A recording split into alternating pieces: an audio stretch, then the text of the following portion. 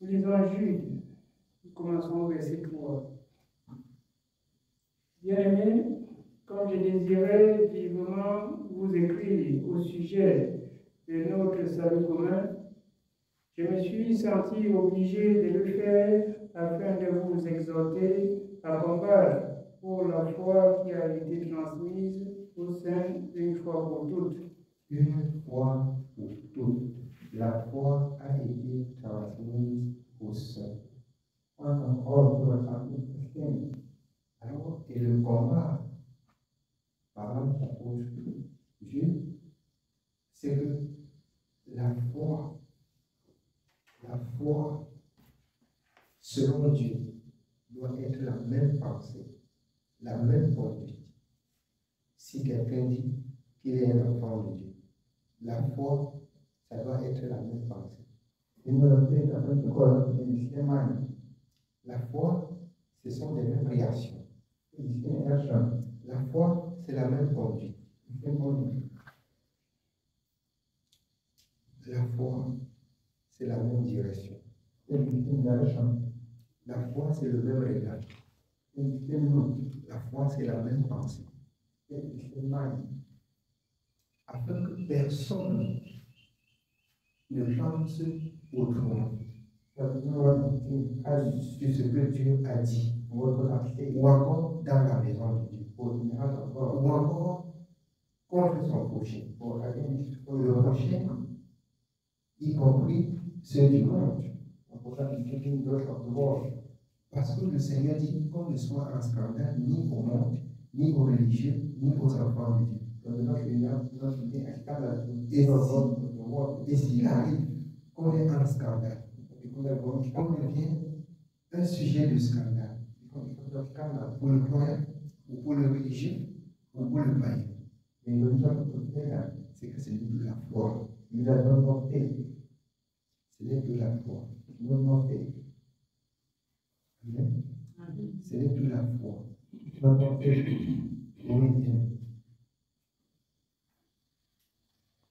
Nous continuons au verset 4.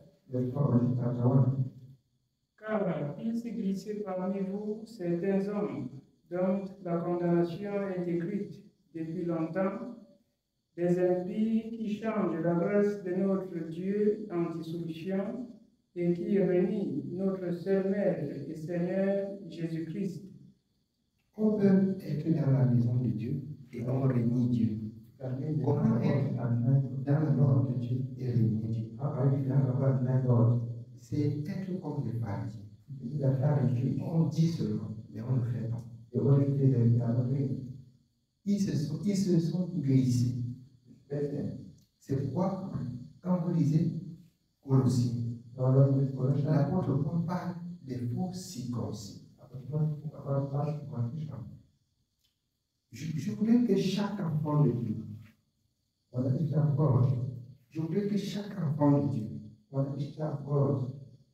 avant de poser son pas, ait une ferme conviction que, comme je pose mon pied ici, c'est selon la parole. C'est selon la parole. J'ai dit, un moment, le temps vient, et vous voyez les chaînes comme ça. Dieu est en train de travailler pour nous libérer des chaînes. Et l'évangile doit commencer. Souvenez-vous, dès les débuts des tribulations avec l'Église, et toutes les églises, je vous ai dit personnellement que le Seigneur a dit qu'il doit t'arrêter. C'est pas ça? Amen. Ne soyez pas du nombre des enfants de Dieu qui doivent disparaître. Ne soyez pas du nombre des enfants de Dieu qui doivent disparaître. Mais soyez du nombre des enfants de Dieu qui doivent porter le message. Qui doivent porter le témoignage. Et pour porter le témoignage, il faut être soi-même le témoignage. C'est bien que je peux me témoigner, je témoigne pour toi. Ça crée. Parce que l'esprit qui t'anime, c'est l'esprit qui m'anime. La foi qui a été transmise au sein une seule fois pour toutes, c'est la même foi que tu vis. C'est la même foi que je vis. C'est la même foi que nous vivons. En dehors de ça, on aura beaucoup de problèmes. Et je ne dois pas accepter au moment où je dois travailler ma vie pour sortir, dire aux autres que quelqu'un me trouve. En ce moment, vous allez croire que je déteste tout le monde. Parce que, bien aimé, tu ne peux pas bien marcher. Dieu nous donne assez de temps. Dieu nous a accordé assez de temps pour s'asseoir et nourrir nos entrailles. Quand on s'assoit, on mange et on est rassasié, on peut donner, on se lève pour aller donner. Mais on ne peut pas se lever pour aller donner une mauvaise nourriture qu'on n'a pas pu manger soi-même. C'est pas ça. On ne peut pas se lever pour donner une nourriture qu'on n'a pas pu manger soi-même. Tu donnes quelque chose à quelqu'un que tu sais que tu manges, tu as de l'appétit là, et que c'est bien. Tu lui donnes là et puis tu pars, tu sais que ça va réjouir son cœur. C'est ça l'évangile de la vérité. Si vous avez dit la vérité à quelqu'un, vous pouvez aller vous cacher même. Et vous cherchez un peu, vous vous vendez un peu. Et vous le voyez, vous vous cachez sur un bananier. Il cherche même la maison. Il cherche même la maison où tu vis. Jusqu'à ce qu'il te trouve. Tu es content de t'asseoir encore pour lui donner. Il te cherche pourquoi? Parce que c'est bon. Il est temps pour chacun de nourrir ses entrailles avec la parole. Il est temps pour chacun de connaître cet évangile qui a été transmis au sein une fois pour toutes et qui ne doit pas être pour les croyants une répétition chaque jour. Amen. Oui. Nous continuons au verset 5. Je veux vous rappeler à vous qui savez fort bien toutes ces choses, que le Seigneur, après avoir sauvé le peuple et l'avoir tiré du pays d'Égypte, fit ensuite périr les incrédules. Il fit ensuite périr des incrédules. Il dit ici bien, le Seigneur fit ensuite périr les incrédules. Je nous prie et je nous supplie encore bien. Attachons-nous à ce que nous écoutons chaque jour. Efforçons-nous à être ce que Dieu veut que nous soyons. Efforçons-nous pour que Dieu, dans son âme, ne nous confond pas. Mais qu'il plutôt confie sa parole entre nos mains. Entre nos mains. Comme cette maman, jusqu'à le dimanche, où elle a compris seulement quoi? Son désir, c'est qu'il faut que je mette la main sur elle. Quand elle tourne autour de moi comme ça, elle va poser là. Elle va poser pour voir que tous les démons sur la terre vont posséder. Ce sont des gens. Il dit, il faut te plaindre. Ce sont tes péchés aussi. Si tu as une femme comme ça, que tu ne peux pas la main de Dieu, vraiment, tu écoutes la parole. Et là où la parole te reproche, tu te ranges. Et ta délivrance viendra de la parole. Voilà, comme tu me vois, je n'ai pas la délivrance. Ça va bien. Mais le point que moi, je vois la délivrance. La délivrance, c'est dans la parole. Et ça dépend de toi. Quand tout le monde, même si tout le monde accepte cette parole, Dieu a le pouvoir de délivrer tout le monde au même moment. Dieu ne fait exception de personne. Moi, quand tu vois, je mets les mains sur les gens comme moi je suis. C'est Dieu. Je suis là pour enseigner, pour dire comment marcher. Et c'est mon devoir. C'est mon devoir. Il fait seulement comme ça. Avant de la vie, écoute seulement que changer ta vie. Changer ta vie. Lis la parole. Pour comprendre ce que Dieu reproche de ta vie. Pour comprendre ce que tu dois faire pour Dieu dans ta vie. Et ta délivrance viendra de Dieu.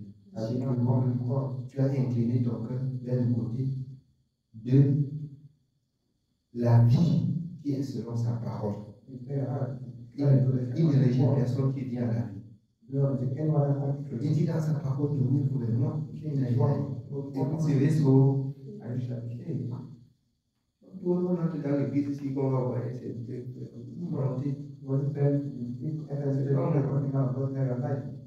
Je suis là pour dire ce que Dieu a dit. Et c'est Dieu qui sauve, c'est Dieu qui délivre. Je ne suis pas un délivrant, comme il y a beaucoup de délivrants, ils sont forts. Je ne suis pas un délivrant.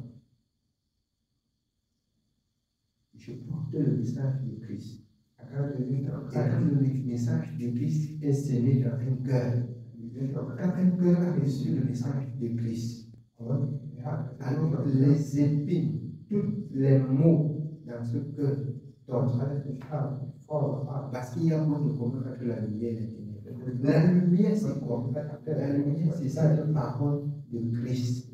Quand vous acceptez sincèrement, tel qu'il a dit dans Jérémie, si vous me cherchez de tout votre cœur, je me laisserai trouver par. Je me laisserai trouver par. Vous trouverez du repos pour vos âmes.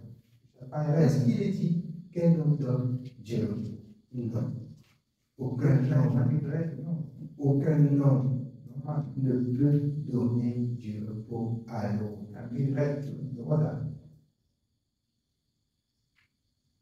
C'est pour ça que j'ai dit travaillons nos vies. Si bien que nous parlons de la part de Dieu, Dieu confirme sa parole. La délivrance, quand un homme parle à l'autre et il est délivré, c'est que sa parole, son cœur a reçu cette parole. Et Dieu a confirmé que ça vient de nous. Et si la parole de Dieu s'est accomplie pour lui, on ne fait pas, si on est des super, on reste dans les gens, ils partent d'un côté, on va de l'autre côté, ce n'est pas Dieu. Qui a cru? C'est pour ça que Esaïe s'est levé. Qui a cru à ce qui nous a été transmis? Qui a cru? La souffrance qu'il a portée là, qui a cru? Le message qu'il a porté et crié sur la terre, qui a cru? Il est venu chez les siens. Les siens ne l'ont pas reçu. Les siens l'ont repoussé. À tous ceux qui l'ont reçu. Et il est donné le pouvoir de devenir enfant de Dieu. Et il confie la parole. Quand vous lisez Actes des Apôtres, quand le Saint-Esprit est descendu, quand Pierre était rempli de l'Esprit, comme tous les autres apôtres, quand il parlait, la parole de Dieu dit, Dieu confirmait la parole par des signes et des prodiges pour attester que c'est ma parole. C'est ma parole. Sanctifions que Dieu arrive à confirmer la parole entre nos mains. Que Dieu arrive à confirmer sa parole entre nos mains. Vous allez rester seulement, c'est l'affaire du serviteur. Ce n'est pas mon affaire, c'est notre affaire. La foi a été transmise aux saints, les saints, une fois pour toutes. Et chaque personne qui travaille sa vie dans cette foi, bien aimée, est parmi les disciples, est parmi les élus, est parmi les messagers. Les femmes peuvent évangéliser. Comme cette femme samaritaine, Jean 4, c'est elle qui sort pour porter le message, la nouvelle. venez voir un homme qui m'a dit, ne serait-ce pour le Christ, il a dit tout ce que j'ai fait. Mais à son temps, c'était le message. Et le message, parce qu'il y a eu un miracle, quelque chose de très suprême. Quand vous travaillez au vide, jusqu'à ce que vous remarquez qu'il y a des choses de très suprêmes. Et par Dieu qui confirme sa parole, ça va sembler être quelque chose d'impossible aux yeux des hommes, mais vous témoignez. Il a dit aux disciples, vous serez mes témoins dans toutes les extrémités. Qu'est-ce qu'on témoigne? Ce qu'on a vu. Ce que nous avons vu, ce que nous avons entendu, ce que nous avons touché, ce que nous avons contemplé. Nous vous rendons témoignage. Afin que vous aussi, vous soyez sur la même voie que nous. La foi qui a été transmise au sein une fois pour toutes. Nous voudrions que vous receviez la même foi. Nous voudrions que vous receviez la même conduite. Aujourd'hui, dans l'église, chacun a sa part de conduite. Chacun va se tenir, parler comme il peut parler. Dire ce qu'il peut dire. Dire ce qu'il pense. Dieu souvent dit, moi, je fais ce qui est à ma portée maintenant. Celui qui doit se démarquer pour servir Dieu selon la parole de Dieu. Certainement, on va se retrouver dans le champ en train de servir ensemble. Mais celui qui ne peut pas se démarquer pour servir, normalement. Non. Avec moi, ça ne marche pas. On ne marche pas ensemble. Parce que deux personnes ne marchent pas ensemble sans s'en aller accord. Il faut qu'on s'accorde. Comment on doit s'accorder? Je dois remarquer que tu mènes une vie de sanctification, une vie de sainteté. Pas remarquer, Dieu doit témoigner. Quand Dieu témoigne sa présence dans une personne, on ne dit pas, mais on voit. On voit. C'est lisible. C'est lisible. Et aussi, quand une âme est misérable, on voit. Embellissez, même avec les milliards, dans la maison de Dieu. L'âme qui est misérable, je dirais, il est misérable. Même s'il a le milliard,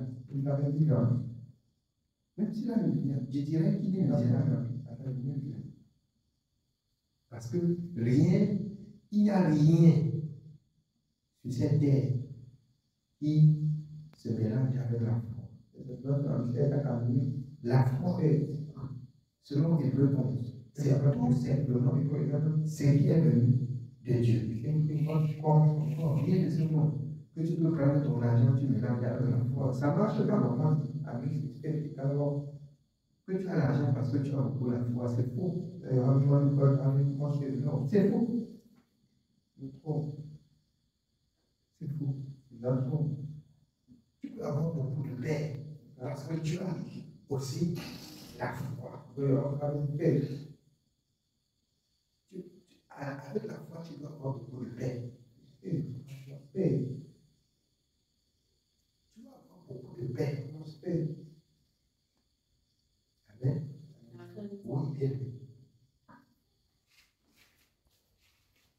Puis ensuite périt.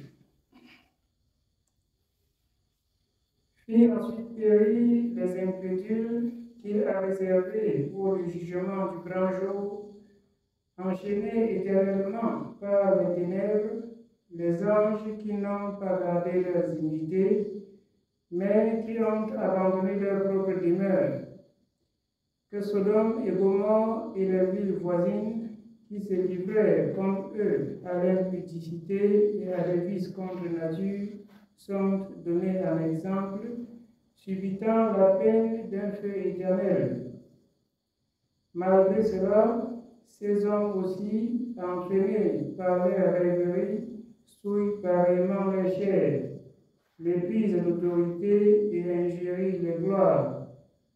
Or, l'archange Michel, lorsqu'il contestait avec le diable et lui disputait le corps de Moïse, n'osa porter contre lui un jugement injurieux, mais il dit que le Seigneur te réprime.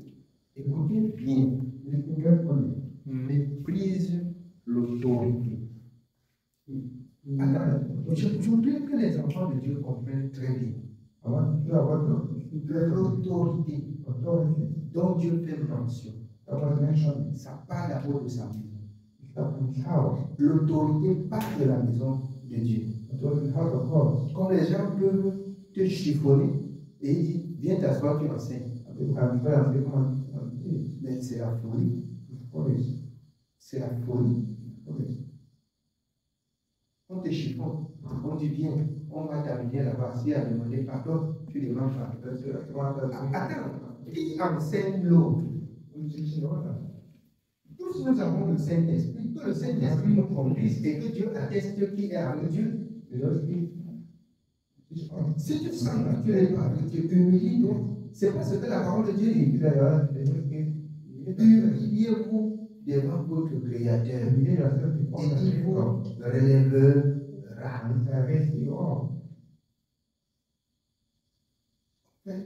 On fait du gros dos. On dit viens, on t'amène. Il y a de l'autorité dans la maison de Dieu. L'autorité, ce n'est pas un nom. L'autorité, c'est Dieu. C'est-à-dire quand Dieu a dit, vous avez vu les apôtres, ils étaient nombreux, même quand ils sont sur place, quand une personne parle, il n'y a pas de trouble. Il n'y a pas de trouble. Même si l'autre a la connaissance de ce qu'on dit, il n'y a pas de mépris dans le cœur de celui qui parle. Et c'est ça l'autorité. On est en train de faire quoi? Ensemble de donner gloire à Dieu. Ensemble de donner gloire à Dieu.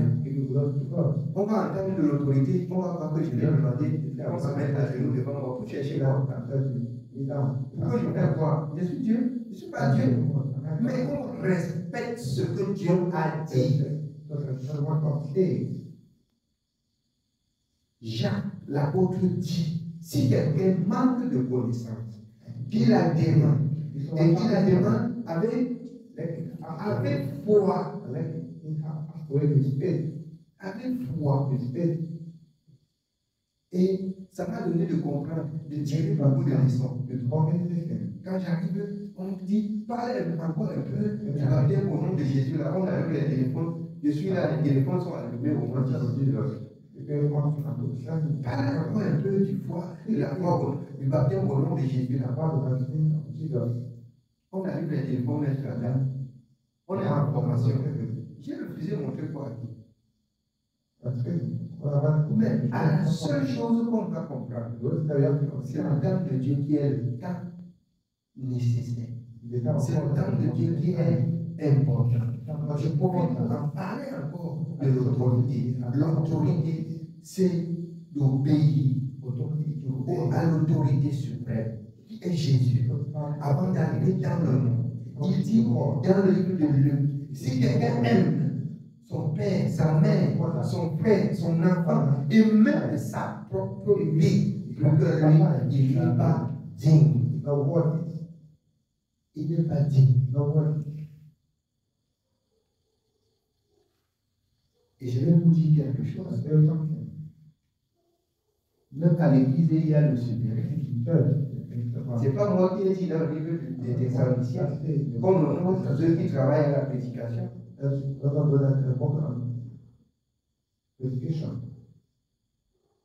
Ou, comme chaque personne est à la prédication, il faut qu'on l'instruise plus sur ce qu'il peut faire.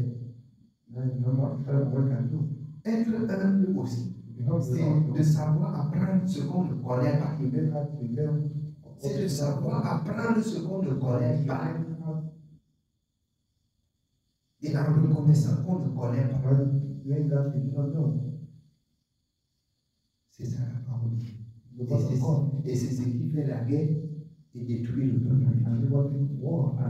Et détruit le peuple de Dieu. Mais je voulais croire que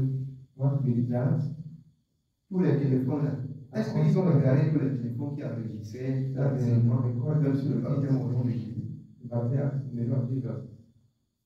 Ils ont baptisé. Ils sont priés même pour le Saint-Esprit. Bon, je ne sais pas si ça marche ou si ça s'est arrêté. À ce que je sache, on ne peut pas servir Dieu étant arrivé. Dieu qui est au ciel connaît l'état de mon cœur. On ne peut pas servir Dieu étant en guerre avec son prochain. Même si tu vois quelqu'un faire la guerre, le Seigneur dit, sortez du milieu. Les armes de guerre, là, c'est en guerre. Si tu vois quelqu'un faire la guerre, recule. On ne peut pas, même si tu as toute la connaissance de ce qui est écrit, rendre service à Dieu avec la guerre. En voulant détruire l'autre, pour rendre service à Dieu. Ça ne marche pas. Ça ne marche pas. Tu veux détruire une personne pour rendre service à Dieu. Tu vas beaucoup marcher. Tu vas beaucoup marcher. Et ça ne va pas durer. Ça ne va pas durer. Amen. Que Dieu nous accorde la grâce de le comprendre, de le connaître et de mieux le servir. Afin que cet état d'esprit, de destruction, ne règne pas parmi nous. C'est un état d'esprit de destruction. Ce n'est pas l'esprit de vie. C'est l'esprit de destruction.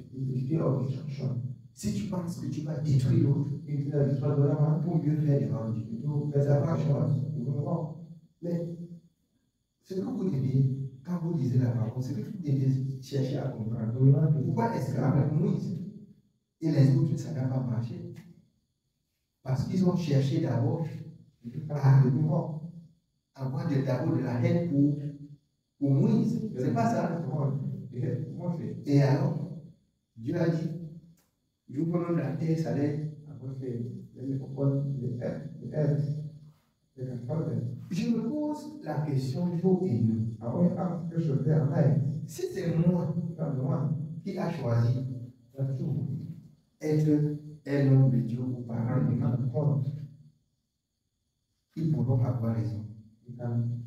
Et si c'est Dieu,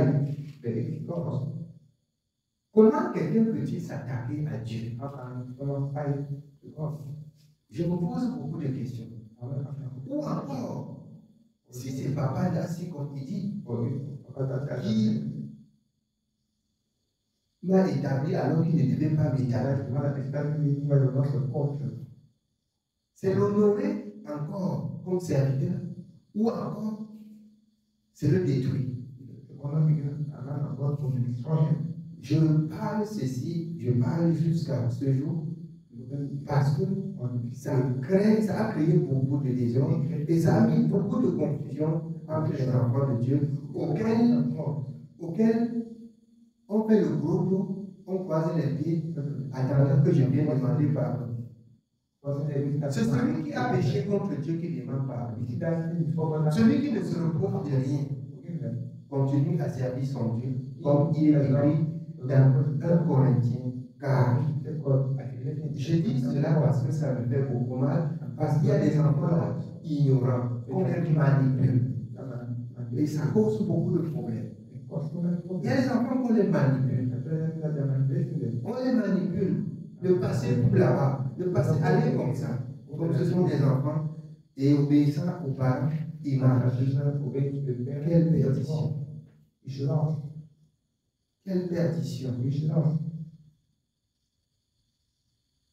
Laissez aussi, si c'est l'œuvre de Dieu, on voit si ça va prospérer. Juste ici, il faut qu'ils analysent bien pour voir si c'est l'œuvre de Dieu. Ils disent que nous nous sommes trompés et on a abandonné Dieu. Et on a abandonné Dieu. Amen. Si je parle ce soir ici, c'est parce que je vois l'état d'esprit qui anime le peuple de Dieu et conforme encore la chair, que si nul n'est la grâce de Dieu, Dieu va encore t'aviser. Vous allez encore vous diviser. Et pour moi, ça me dit rien. Divisez vous-même en 10. Ça me dit rien. Divisez vous-même en 100.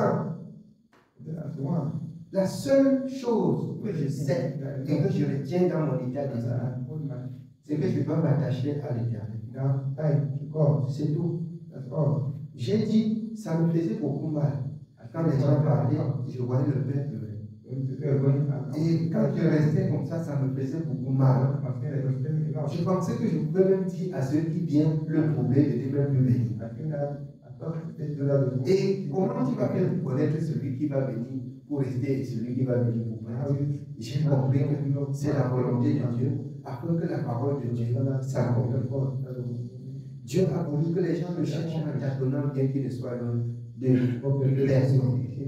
Mais si vous vous dites bien enfant de Dieu et que quelqu'un s'égare à cause de votre incrédulité, à cause de votre rébellion, vous rendez compte à Dieu.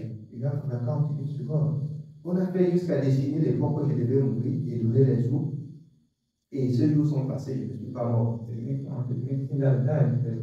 j'ai prié que Dieu les pardonne et que Dieu les donne longue vie. Si vous veut se repentir, se repent. Amen. Que Dieu soit béni. C'est tout pour ce soir. Amen.